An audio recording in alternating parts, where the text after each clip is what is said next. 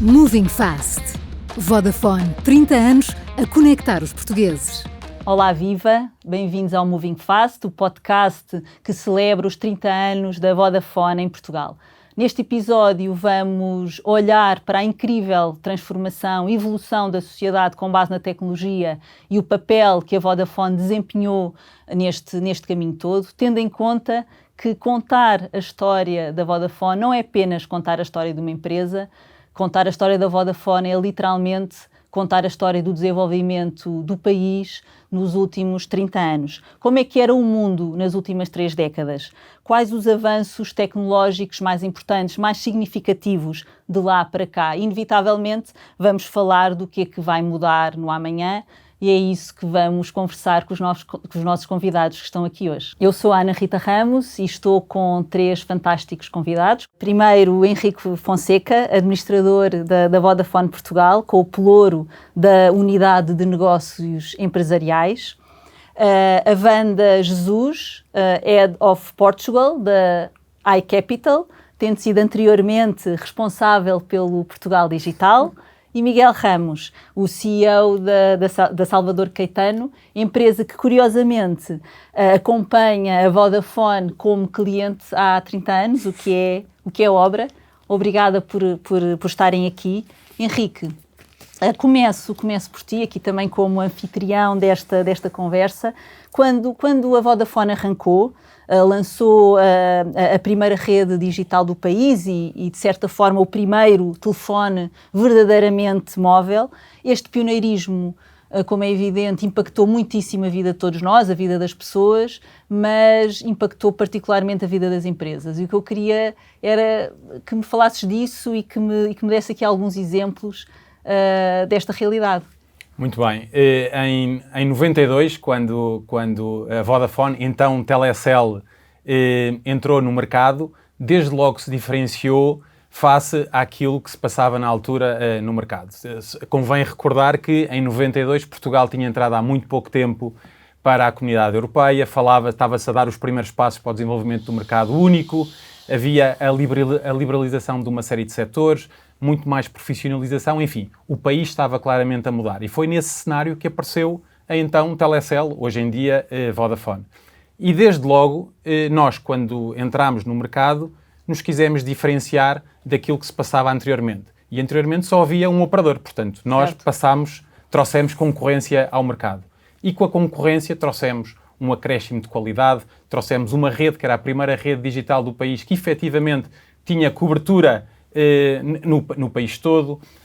Diferenciámos pela qualidade do serviço de apoio ao cliente. Há 30 anos atrás, os serviços de apoio ao cliente não funcionavam 24 horas, 7 dias por semana. Isso não existia. Exato. E, portanto, a Vodafone, desde logo, nasceu com este espírito muito focado no cliente. E esse foi sempre aqui, assim, o nosso ADN e uma das razões pelos quais clientes como aqui o Grupo Salvador Caetano, ao longo destes 30 anos, nos acompanharam. Voltando aqui assim ao tema que me perguntavas, quando nós lançámos, fazia parte do nosso business plan avançar com o objetivo de democratizar o acesso às comunicações móveis e efetivamente contribuir para mudar a vida dos portugueses, e foi isso que fizemos. Portanto, nós tivemos uma primeira fase em que o acesso aos equipamentos, de imediato, os equipamentos passaram a ter um valor muito abaixo daquele que havia nas redes analógicas anteriores, e fizemos ali um caminho até 96, mais ou menos, que foi quando se pode dizer que começou a haver aqui a democratização do telemóvel, e eu diria que nós chegámos ali ao final dos anos 90, em que podíamos dizer que estávamos todos on-call, porque grande parte da população já tinha telemóvel. Mas logo a seguida a tecnologia continuou a evoluir, e foi por isso que nós na nossa indústria temos os vários Gs, não é? Temos o 2G, o 3G, o 4G. Já lá vamos falar do 5G. Exato, isso já lá vamos. Mas a verdade é que ao longo destes anos as comunicações móveis, que foi a gênese da nossa empresa, mudaram a forma como todos nós socialmente vivemos, como as famílias comunicam entre si e também como as empresas operam. E partimos de uma situação em que estávamos todos on-call, no final dos anos 90, para uma situação em que, no final da década aqui de 2010, podemos dizer que já estávamos todos online. E agora vamos ver para onde é que nós vamos, depois de estar on-call e estarmos todos online, vamos continuar a evoluir e é isso que o 5G nos vai trazer. Sim, com um impacto incrível aqui na vida das empresas. Se há um setor que evoluiu imensamente com a tecnologia, foi o setor automóvel. Miguel, nos últimos 30 anos, contar a história também da evolução do setor automóvel com base na tecnologia dos últimos 30 anos, ficávamos aqui o dia todo a falar, não é? A tecnologia mudou radicalmente a forma como hoje nós olhamos para o nosso automóvel, pensamos na mobilidade. Eu queria que falasse um bocadinho disso. Como é que esse impacto tecnológico mudou a forma como nós, mais não seja, olhamos para o nosso carro? É verdade, e a grande mudança do paradigma foram as telecomunicações, porque no final um automóvel é uma caixa com 4 rodas, e as telecomunicações e o desenvolvimento tecnológico permitiu que se começasse a conectar automóveis e pessoas e mobilidade e serviços e está numa aceleração brutal à medida que as telecomunicações também vão evoluindo, a velocidade das telecomunicações. Hoje em dia, um consumidor não quer um automóvel como queria há 30 anos. Em 30 anos era o elemento de individualidade e transporte. Hoje em dia quer muito mais, quer conectividade, quer ter o seu escritório lá dentro, quer poder quer diversão, quer poder ter tudo o que tem em casa, ter dentro do automóvel, quer poder fazer tudo à distância de um clique. Por isso há uma revolução. Nós estamos outra vez noutra revolução, porque agora não é só as telecomunicações, mas também a energia. Ou seja, a mobilidade, a energia e as telecomunicações estão a fazer parte de um ecossistema que vai permitir uma série de coisas novas. Desde no futuro, dentro de 10 anos, tenho a certeza absoluta que faremos Porto-Lisboa, Lisboa-Porto, sem tocar as mãos no volante de um automóvel. Daqui a 10 anos? Sim. A tecnologia já existe, é mais um tema de legislação. Os automóveis já estão preparados para isso. Por isso é que nós queremos que o nosso carro seja uma extensão da nossa casa, não é? Exatamente. Os próprios carros estão a mudar, não é? Os carros antigamente eram pensados somente no prazer da condução. Hoje em dia são pensados, e todos os carros que vão sair agora, no futuro, nas marcas, pensados como é que as pessoas querem usufruir do carro dentro do carro sem se preocupar com a condução. Ou seja, é uma mudança brutal do paradigma, que significa que o setor automóvel vai ser crítico para as empresas de telecomunicações, porque é uma área de negócio por explorar, vai ser crítico para a área de energia, porque mudando o paradigma também para a eletrificação, ou seja, tudo isto se vai combinar em serviços de mobilidade, em serviços desde marcação de oficinas online à distância de um clique, desde ver um vídeo dentro do automóvel, desde poder mudar de um automóvel para o transporte público, está tudo interligado, desde a partilha do automóvel entre várias pessoas. Os automóveis vão ser feitos para ser partilhados de uma forma diferente. O automóvel... Já são, de certa forma, com a tecnologia que existe, não é? Sim, mas mesmo na habitabilidade dentro, isto é, o automóvel vai ser possível, os bancos da frente vão virar para trás e estamos 4 pessoas a fazer Porto-Lisboa, a ter uma reunião de trabalho ou a brincar com os miúdos, porque ele vai conduzir-se sozinho. Tudo isto está a acontecer, neste momento. Isso é incrível. Já vamos conversar mais um bocadinho sobre isto. Wanda, inevitavelmente também tu acompanhaste, a tua experiência profissional acompanhou toda esta transformação há quase 30 anos também que trabalhas neste setor, sempre muito ligado à tecnologia, e agora estás com um desafio também numa área em que a tecnologia, as telecomunicações são importantíssimas, que é o setor financeiro. E o que eu te pergunto é como é que tu vês estas transformações, os desafios enormes que o setor financeiro tem agora que estás à frente de uma fintech? Eu não resisto a comentar aqui, eu estava a ouvir o Miguel e a pensar exatamente como a gente eu no meu caso, já planeio qual é que é a call e a reunião do carro, que é uma dinâmica diferente. E que carro é que é, e inclusivamente, porque também te fiz agora esta mudança, estou a pensar qual é que é o carro baseado na vivência que quero ter, se vou ou não a conduzir. Portanto, exatamente e acho que, portanto, o futuro vai de facto ser aí. Portanto, dizendo sim, Ana, esta minha vinda para este mundo financeiro tem esta área muito gira, porque sendo uma fintech eu vou buscar aquilo que já vinha, não é? Do mundo da tecnologia que acompanho, e custa um bocadinho dizer, mas realmente estes 30 anos, eu acho que toda a minha vida, não é? Foi ativa, é a vida desta dinâmica deste setor das telecomunicações, e que também, como o meu passado na APDC, tenho aqui uma veia muito próxima da ligação, inclusivamente, do setor das telecomunicações com das tecnologias, e agora, como o Miguel estava a dizer, a extensão à energia e à mobilidade. No caso agora das fintechs, eu acho que há uma coisa giríssima que tenho estado a começar a pensar, que está tudo muito recente, mas que realmente a gente em 2000 falava, e parece ontem, não é? A gente em 2000 falava da abertura de novos canais, não é? Para os bancos, nomeadamente, não é para o setor financeiro e para outros, para a abertura de novos canais. Depois começámos a falar do omnichannel, da importância, e hoje em dia já estamos claramente, eu sou sempre um bocadinho à frente, mas acho que já só se consegue falar do digital first, ou seja, é ao contrário, o canal alternativo, claramente, num banco, já é o balcão, não é? Certo. E, portanto, eu acho que esta evolução é, de facto, enorme. O que é que eu acho também muito interessante do ponto de vista da tecnologia e da junção destes dois setores? É que os bancos, não é? As instituições financeiras têm aqui um peso, um legacy, uma importância na nossa vida e no nosso setor, que levou a que, com todas estas transformações, setores mais novos, como as telecomunicações, evoluíam mais rápido. E, portanto, eles tiveram mais dificuldade a fazer esta adaptação, exatamente pela regulamentação, pelo legacy de sistemas, e, portanto, tiveram que se basear também nestas fintechs, e há vários tipos de fintechs, elas vão desde as áreas da própria banca, não é? Os serviços de banca, mas há os pagamentos, há o blockchain, o AI, quer dizer, quando se fala de fintech é todo um mundo de diferentes hipóteses, mas elas apareceram exatamente para apoiar o setor financeiro na sua evolução. E depois, dentro destes dois grupos, também podemos dividir em outros dois grandes grupos, que é as fintechs mais disruptivas, são aquelas que vêm alterar completamente, e também conhecemos algumas, não é? O modelo do negócio e quase substituir-se a algumas instituições financeiras, e as fintechs que são enablers.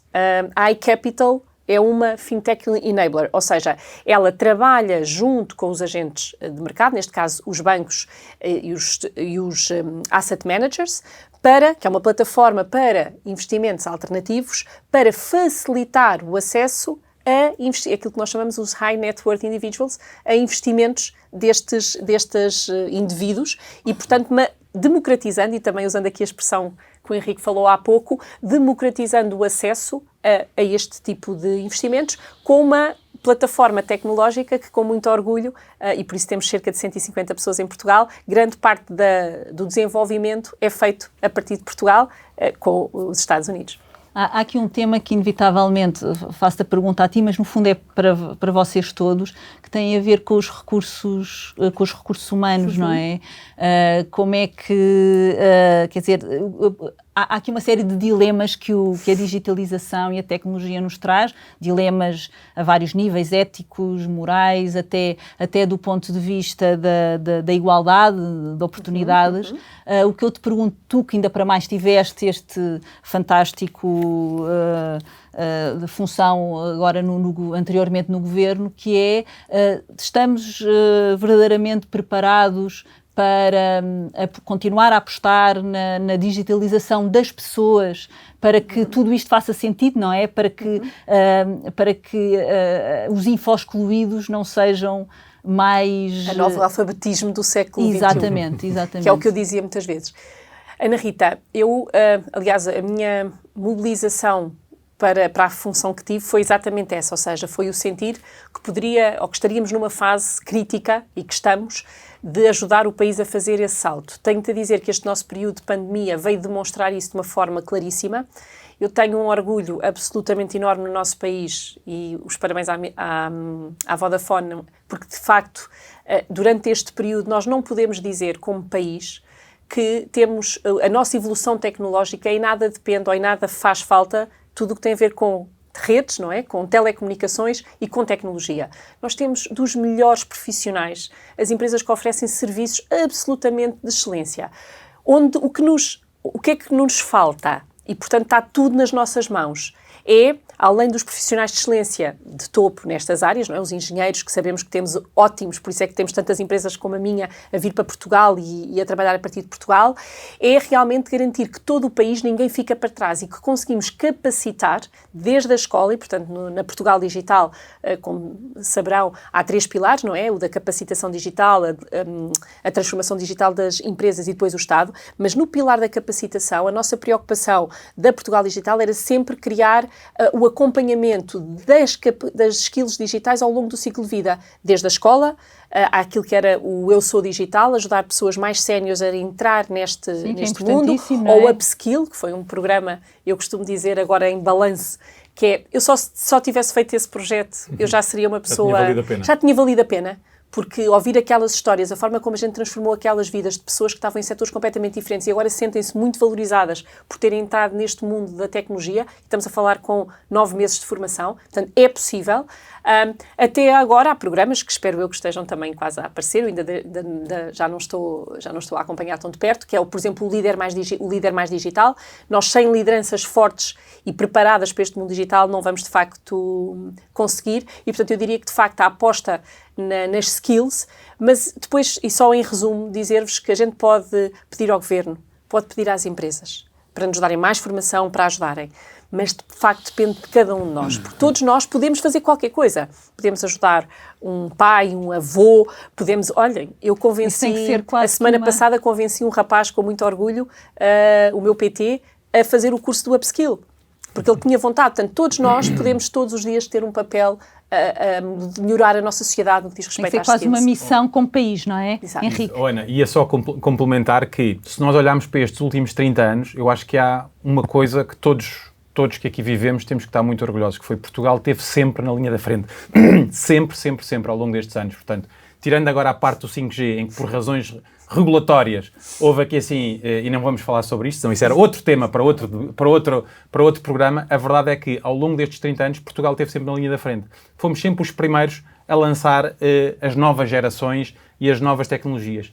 E, obviamente, que a Vodafone teve aqui um papel fundamental porque liderou sempre todos esses processos, mas também diz muito da população portuguesa que estava efetivamente ávida e disponível para adotar as novas tecnologias e, efetivamente, utilizar a tecnologia para ter uma melhor experiência de vida e uma melhor vivência. E, portanto, não só a parte dos profissionais, porque sem profissionais teria sido impossível, que a Wanda já falou, mas também o facto de haver empresas como a Vodafone que fizeram este desenvolvimento e depois empresas como a do Miguel que tiraram partido disso para efetivamente evoluir. Portanto, parece-me que aqui este ecossistema todo foi absolutamente fundamental para esta evolução daquilo que é a forma como vivemos hoje em dia em Portugal. É inevitável falar do 5G, não é? Não falando dessas questões regulatórias, mas perguntar-te qual é que é o real impacto que esta tecnologia vai ter e já tem e vai ter ainda mais no futuro em setores tão distintos como a saúde ou a agricultura.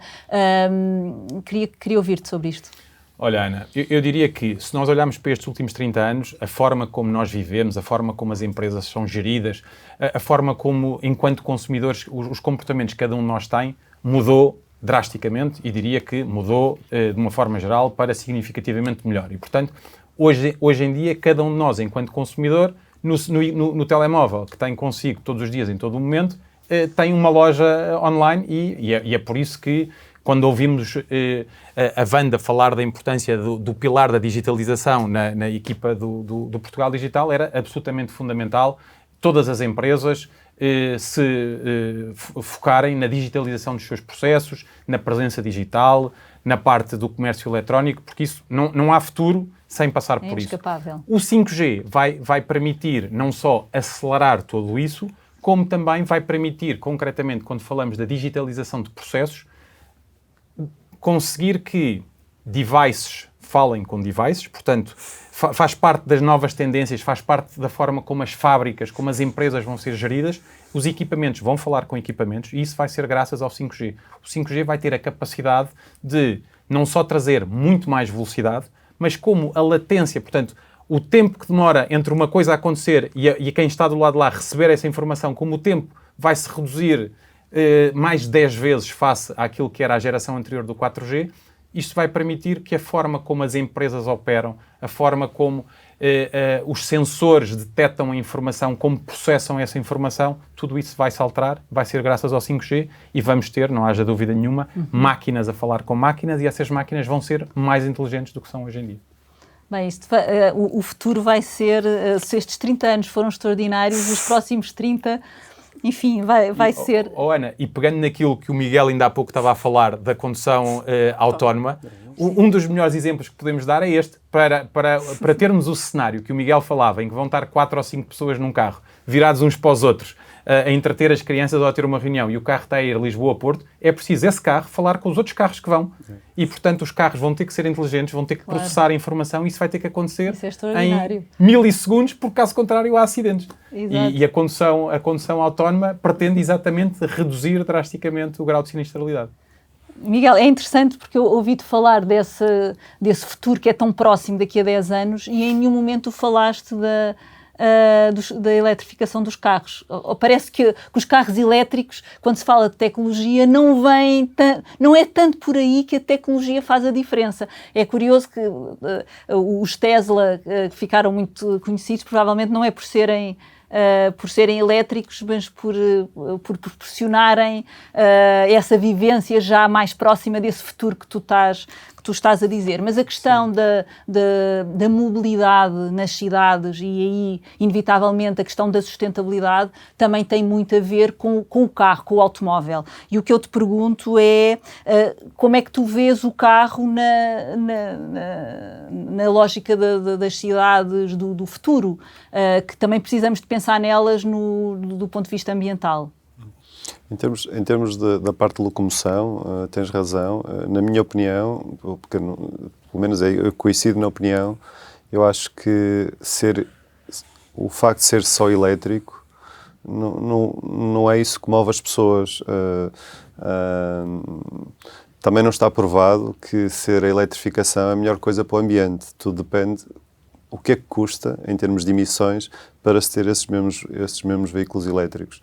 A verdade é que nas cidades vai diminuir os níveis de poluição, mas há outras soluções, para além do elétrico, como o hidrogénio, que, na minha opinião, acho que será o futuro. Mas o que mais impacto tem nas pessoas não é se é elétrico, se é hidrogénio, se é gasolina, se é diesel. Infelizmente, ainda são poucas as pessoas que se preocupam com o ambiente, porque vemos pessoas a continuar a deitar lixo ao chão, pessoas a continuar a consumir de uma forma desenfreada, ou seja, por isso não e parece... os que compram carros elétricos, provavelmente, muitos não terão motivação ambiental, terão outras motivações. Outras motivações. Eu acho que o que está a mudar realmente no setor automóvel é a capacidade das telecomunicações.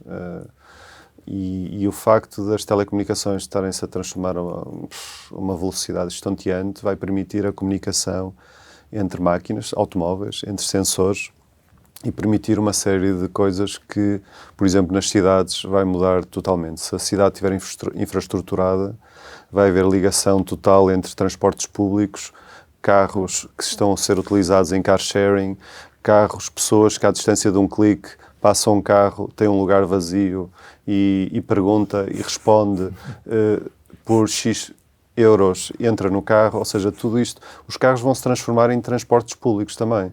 Ou seja, mas isto tudo só é possível com comunicações. E depois a digitalização vem, mas primeiro é preciso ter a comunicação. Não adianta nada ter digitalização se a velocidade da comunicação, o carro já passou, não é?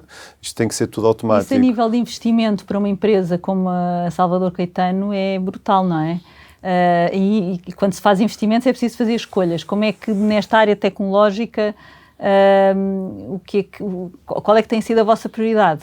A nossa prioridade tem sido nos serviços para os clientes, isto é, a parte dos automóveis em si, dos carros de passageiros, são os fabricantes que temos no mundo que definem. Nós, no fundo, usamos esses carros que são fabricados e vendemos aos nossos clientes. Onde é que podemos acrescentar valor? É que serviços em cima desses carros poderemos oferecer, desde produtos de car sharing, produtos de subscrição, em que uma pessoa, à distância de um clique, está num transporte público, mas também tem um transporte privado partilhado, todo um conjunto de transporte de crianças. Nós estamos a investir muito nessas áreas, em que à distância de um clique, no telemóvel, o mesmo consumidor tem uma subscrição, imagina, hoje em dia, explicando melhor, hoje em dia uma pessoa tem alternativas de ou compra o carro e financia o carro, mas as pessoas hoje querem o carro um carro diferente para alturas diferentes. Em múltiplas situações, Em múltiplas não é? situações. Por isso, hoje em dia, o que está a acontecer, por exemplo, em algumas empresas, que nós apresentamos um serviço em vez de atribuir ao seu colaborador um carro, atribua um plafond e com esse plafond, à distância de um clique, ele pode escolher um carro mais pequeno para andar durante a semana, um carro de fim de semana para ir de férias com a família, durante a semana o transporte dos seus miúdos à escola. Uma espécie de uma Netflix. Aliás, ligadas a serviço. Aliás, o nosso nome é My Car Flix, por isso. Ok. Por isso, mas tudo isto, mais uma vez, é possível pelas comunicações, porque se ele quiser ir entregar o carro, recolher o carro, a organização que tem o carro, sei lá, o nosso posto em Lisboa, na concessão tal, tem que saber que está lá, que vai lá. E depois isto ainda está interligado com outra questão, que é a energia. Nós, por exemplo, lançamos agora uma plataforma para carros elétricos que permite o consumidor saber onde estão todos os carregadores elétricos em Portugal, quer sejam públicos, quer sejam privados, quanto tempo demora lá a chegar, quanto vai custar o carregamento. Ou seja, todas estas coisas temos que investir, porque o nosso setor está a mudar. Exato. Bom, estamos quase a chegar ao fim, infelizmente, e ficava aqui a conversar convosco o resto do dia, mas para terminar queria pedir aqui a todos vocês, a cada um de vós, que me digam o que é que se lembram do tempo em que a Vodafone foi criada, no dia 18 de outubro de 92. Foi quando iniciámos o serviço. Exatamente. Não exatamente nesse dia, mas no fundo na altura da liberalização das telecomunicações. E alguma história que queiram contar? Olha, eu não me lembro o que é que eu estava a fazer nesse dia, mas lembro-me que nessa altura estava na universidade e quando eu entrei na universidade, muitas vezes para fazer trabalhos, nós ainda utilizávamos enciclopédias.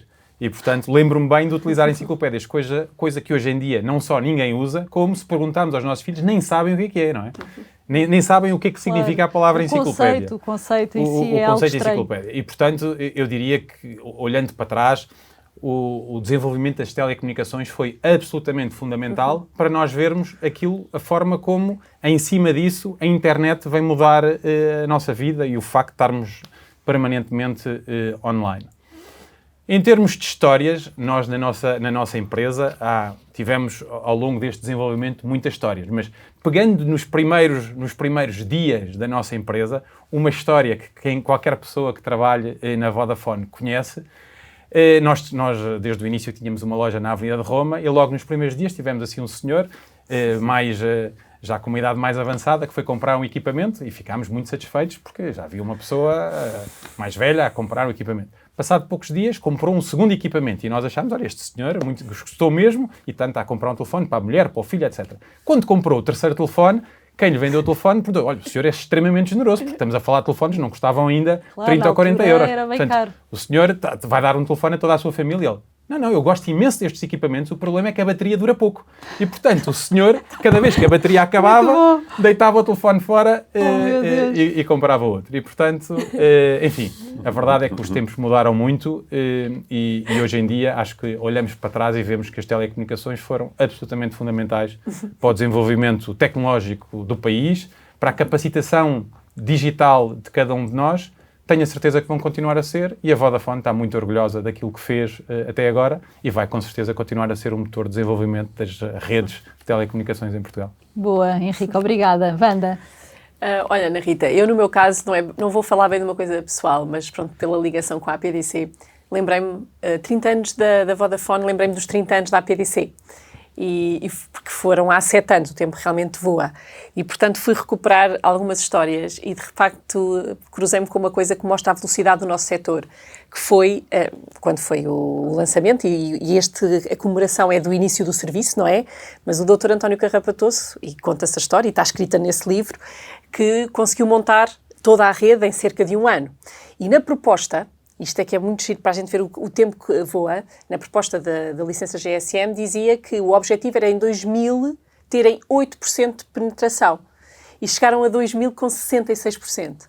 E, portanto, eu acho que realmente estes números, nesta altura, mostram de facto o potencial que nós temos e, como dizia o Henrique, como o país também e as pessoas adotaram e como nós também, certamente o crescimento da Vodafone em Portugal, muito a ver como veem o nosso mercado como um mercado piloto na forma de utilizar a tecnologia. Portanto, Wanda, agora estás a contar esta história e estou-me a lembrar aqui de outra coisa que foi um dos nossos concorrentes quando ele projetou o seu business plan também numa rede digital para o ano 2000, o número dele era muito em linha com o nosso. Mas uma diferença, portanto, os tais 8% que tu dizias de penetração, portanto, diria que havia mais ou menos 100 mil portugueses a usar telemóvel.